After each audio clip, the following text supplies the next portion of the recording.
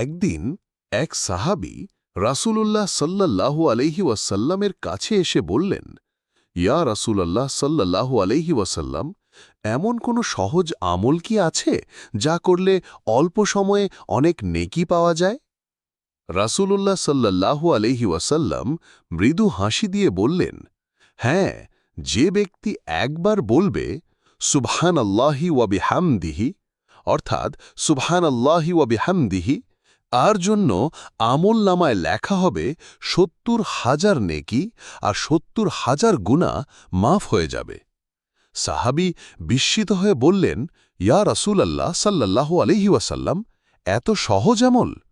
রাসূল সাল্লাল্লাহু আলাইহি ওয়াসাল্লাম বললেন, হ্যাঁ, আল্লাহর রহমত সীমাহীন, তাই সুযোগ পেলেই বেশি বেশি পড়ো। প্রিয় ভাই ও বোনেরা, ১ মিনিট সময় দিয়েই আজ থেকে এই জিকির শুরু করুন।